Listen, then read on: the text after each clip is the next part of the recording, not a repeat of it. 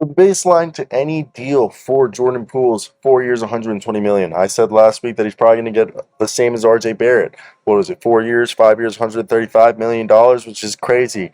And besides that, we'll talk about it in a second. But the Magic and the San Antonio Spurs, the Orlando Magic and the San Antonio Spurs, could be options for Jordan Poole if he hits free agency.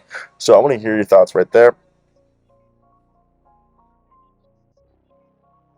So yeah, with the whole Jordan Poole situation, we'll start off with what Anthony Slater told Mike Scotto of HoopsHype about how the Magic Spurs are options there if he does hit free agency, which is very unlikely. So obviously, we all believe that the extension will get done, but the dangers are out there for the Golden State Warriors that he could get a max offer sheet, which starts at $33.5 million or so. The Orlando Magic, for example, need a lead point guard. They should have hella cap room. If they believe they can pry away Poole, I wouldn't be, too surprised if they wanted to set up a pick and roll, option with Jordan Poole and Paulo Banchero. How about the Spurs, another team that all they have is Trey Jones, okay? And Poole's so appealing when you compare him to, Jalen Green, Kevin Porter Jr., Jalen Suggs, Trey Jones, other of these young guards in the league. And for a young team with cap space that needs another guard, even you could think of like Detroit Pistons if Jaden Ivey doesn't work out, which I do believe 100%, or even Portland or something. Those are options. But the most likely thing to happen is that he's going to get that 4-year, $135 million deal from the Warriors, because at first people were thinking that he was going to get Anfernee Simons, Jalen Brunson money. But as soon as the Heat, who are considered the top organization the Warriors respect, decided to put 4 years, $120 million at Tyler Herro with other unlikely incentives, I think that set the baseline for Poole, and his representatives got at least, to meet that. And Anfernee Simons and RJ Barrett comparisons were thrown out the window when the Tyler Herro money popped up. And I think, that'll be like the baseline's 4 years, 120, but I think 4 years, 135 is probably what's going to really happen. And it's definitely interesting to see. And don't get me wrong, I love Jordan Poole, and I think he's a great player, especially when you watch him play. But there is questions on how will this, all work, how will it look, and is this something, truly worth. I personally think we'll see an extension in the next day or two, but I believe there's some people who believe that, not that they want a bad thing to happen to anybody. I don't think people really. I think there's very few people who actually hope for the misfortune of others. Which, if you do that, fuck yourself.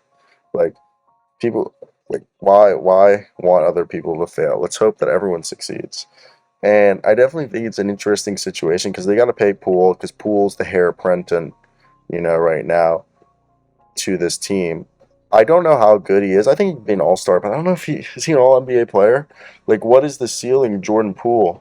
Also, it would be terrible if Jordan Poole, they gave him all this money and he just didn't improve. And he was just like, oh yeah.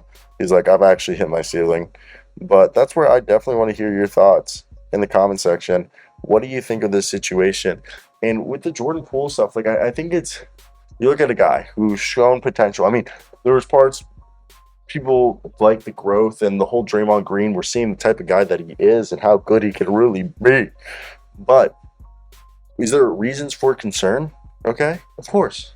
There's always reasons for concern. You're always trying to see what's going to change, what's going to happen. And I think we're in a situation where people don't realize that this is a team that needs to really take advantage of all the youth that they have and go full force with Wiseman, Poole, okay? Kuminga, Moses Moody. Look, Pat Spencer's looking like their future backup point guard. And what if the future is when Steph and Clay retire? Cool, Pat Spencer, Moses Moody, Jonathan Kuminga, and James Wiseman. Got Ryan Rollins, Pat Baldwin off the bench. Okay, with whoever else they get, maybe they bring back Nico Mannion, who they still have his rights. That one would be unreal. Okay, I'll fully say if that did happen, unreal. But that's basically it. Those are my thoughts on this whole conversation. I do want to hear your thoughts. I'm over here at work, so this is why the whole setup might be different, might sound a little bit different, but I do bring my technology to me with work because I do believe it's smart to be pumping out videos while I'm here. And yeah, I think that's, I do actually have to do a project because I took an abbreviated course that was only 7 weeks online. Yeah, an English technical writing course. Fucking sucked. But your boy did it, and he's about to be done with it. Hope you guys did enjoy the video. I'm a peace out, A-Town style. I love y'all.